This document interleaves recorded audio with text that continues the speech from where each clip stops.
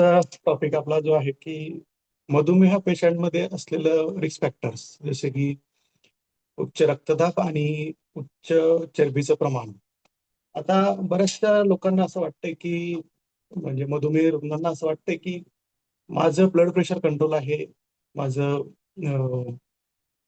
तर मला काहीही धोका नाही. पण अशा पेशंट्समध्ये आपल्याला काही पॅरामीटर जे आहेत ते लक्षात घेण्यासारखे आहेत.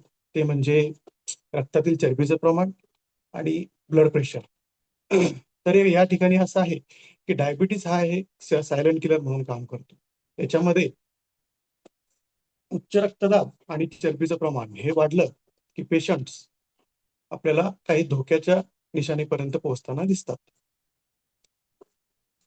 मधुमेही रुग्णांमध्ये चरबीचं प्रमाण आणि रक्तदाब हे वाढलेलं असेल तर आपल्याला त्यांना लिपिटेन्शन असं म्हणतात.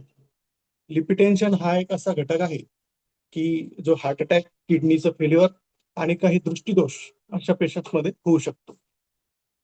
तर ब्लड प्रेशर वाढणं हे केव्हा म्हणता येईल की जेव्हा जेव्हा बीपीचं प्रमाण हे 130/80 पेक्षा जास्त असेल.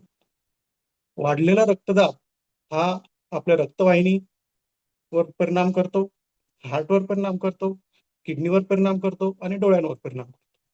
अशा याच्यात रुग्णांनी आपला ब्लड प्रेशर कंट्रोल ठेवणे हे जास्त महत्वाचं आहे. तर याच्यात या ठिकाणी मी एक सल्ला देऊ इच्छितो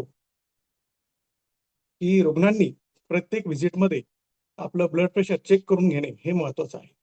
आणि अशासाठी त्यांनी डॉक्टर सोबत लवकरात लवकर कन्सल्ट करणं गरजेचं आहे.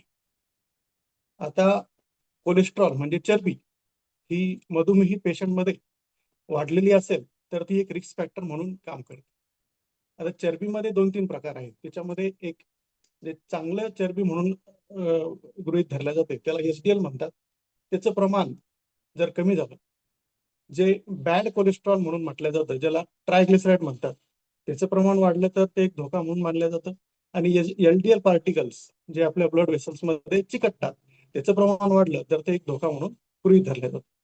हा पॅटर्न जर डिस्टर्ब झाला तर त्याला डिस्लिपिडिमिया असं म्हणतात. आणि डायबेटिक पेशंटमध्ये डिस्लिपिडिमियाचं जे धोका आहे तो खूप जास्त असतो.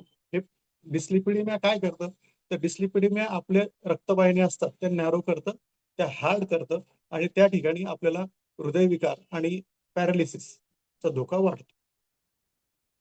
तर मग असं लोकांना वाटतंय की मला जर समजा माझं शुगर कंट्रोल आहे, माझं बीपी कंट्रोल आहे, तर मग मी या सगळ्या गोष्टींचा का विचार करू. तर हे सगळं परिणाम जे असतात ते एका दिवशी घडत नसतात. हा डॅमेज जो आहे तो दररोज घडत असतो. त्यामुळे या सगळ्या गोष्टींवर आपल्याला मॉनिटरिंग ठेवणं म्हणजेच त्यांची रेग्युलर चेकअप करणं हे गरजेचं आहे.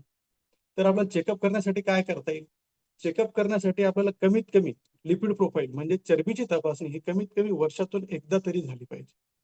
अशा याच्यात पेशंटला जर लिपिड प्रोफाईल त्यांचं जर डॅमेज झालेलं असेल तर डॉक्टर त्यांना स्टॅटिन म्हणजे स्टॅटिन नावाचा एक ड्रग त्यांना सुरू करू शकतात.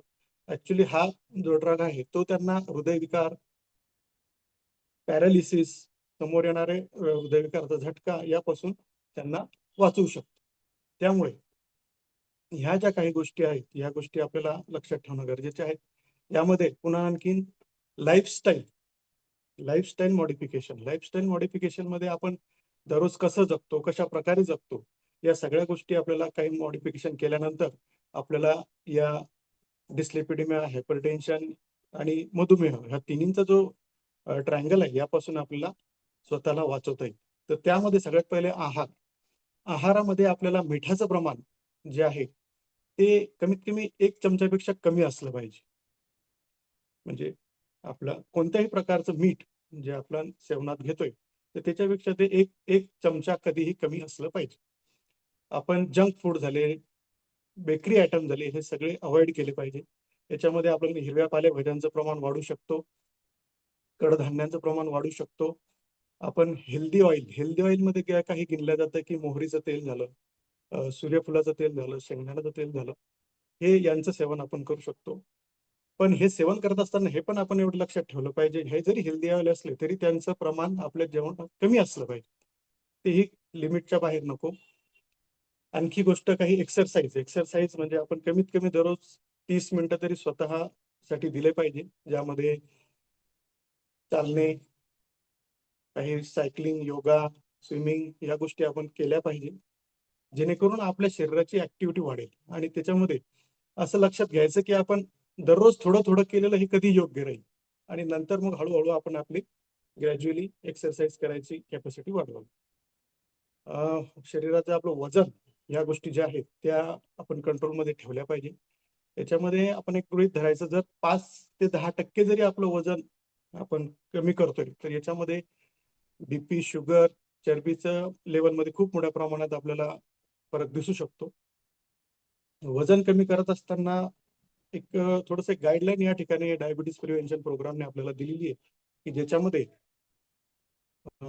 आपली कमरेचा जो घेर आहे तो पुरुषांमध्ये कमीत कमी एक 90 सेंटीमीटर पेक्षा कमी असावा आणि स्त्रियांसाठी एक 80 सेंटीमीटर पेक्षा कमी असावा. एक डायबिटीज प्रिव्हेन्शन प्रोग्रामने सुचवलेलं आपल्याला एक कॉमन मॅन साठी ज्याला आपल्याला म्हणता येईल की जे गाईडलाईन आहे.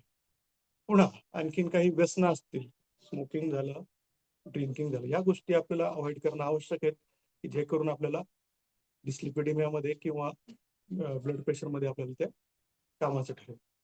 तर या सगळ्या डिस्कशन मधून आपल्याला असं लक्षात येतंय की आपण काहीतरी या गोष्टी ज्या आहेत या आपण समोर ठेवाव्या, आणि त्याच्यामध्ये काही गोष्टी आपण ज्यांना स्टिकअप राहायला पाहिजेत, जसं की आपण प्रत्येक क्लिनिक व्हिजिटला गेल्यानंतर आपलं ब्लड प्रेशर चेक करून घेतलं पाहिजे. त्याच्यानंतर आपण आपलं लिपिड प्रोफाईल म्हणजे जे चरबीचं प्रमाण आहे आणि जे शुगरचं प्रमाण आहे ते दरवर्षी तरी चेक केल्याच गेलं पाहिजे. आणि याच्यामध्ये बरेचसे रुग्ण असं करतात की डॉक्टरांनी दिलेले मेडिसिन स्वतःच बंद करतील, स्वतःच चालू करतील. असं अवॉइड करा, जेणेकरून आपल्याला जे रिस्क फॅक्टर आहेत ते कमी होतील. याच्यामध्ये डॉक्टरांनी सांगितल्याशिवाय मेडिसिन चालू किंवा बंद करायचे नाही, हे एक लक्षात असलं पाहिजे.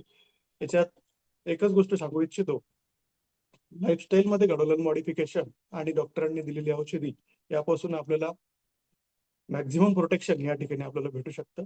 या प्रॉपर केअर मुळे आपण आपले जीवन एक निरोगी जगू शकतो. आणि म्हणून डायबिटीज रुग्णांनी स्वतःची केअर घेण्यासाठी वरील गोष्टींचा समावेश करावा असं मी या ठिकाणी सांगू इच्छितो. धन्यवाद.